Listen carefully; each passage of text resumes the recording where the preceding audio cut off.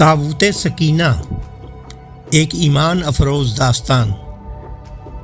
ذرا آنکھیں بند کیجئے اور خود کو ہزاروں سال پیچھے لے جائیں۔ ایک ایسا زمانہ جہاں قوموں کی قسمت ایک صندوق سے جڑی ہوئی تھی۔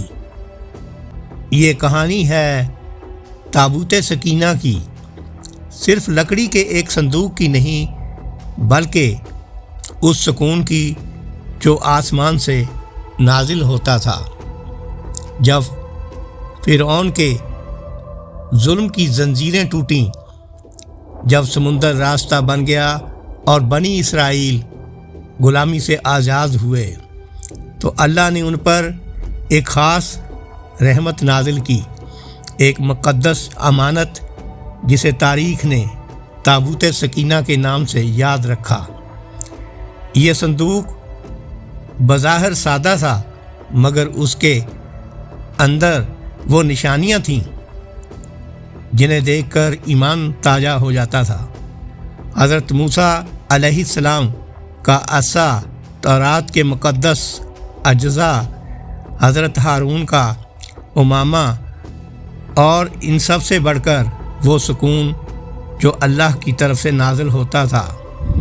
جب یہ تابوت بنی اسرائیل کے درمیان ہوتا تو خوف ختم ہو جاتا اور دل مضبوط ہو جاتے اور قدم لڑکھڑاتے نہیں تھے۔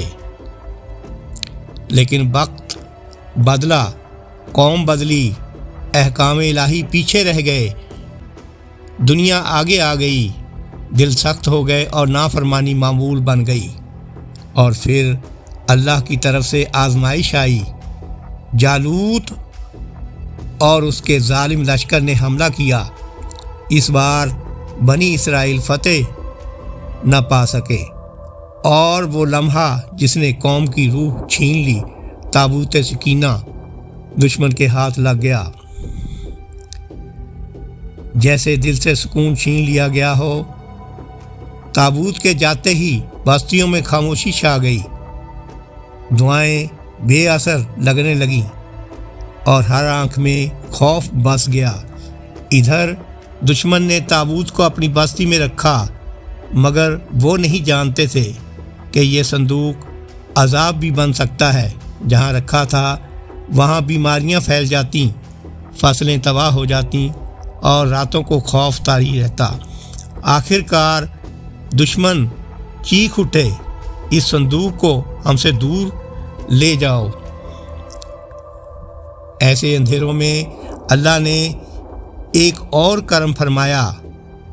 حضرت سموئیل نے اعلان کیا کہ اللہ نے طالوت کو تمہارا بادشاہ مقرر کر دیا ہے۔ قوم نے اعتراض کیا کہ وہ امیر نہیں، ہم زیادہ حقدار ہیں۔ نبی نے جواب دیا، اللہ نے اسے علم اور طاقت میں برتری دی ہے، اور اس کی نشانی یہ ہے کہ تابوت سکینہ واپس آئے گا۔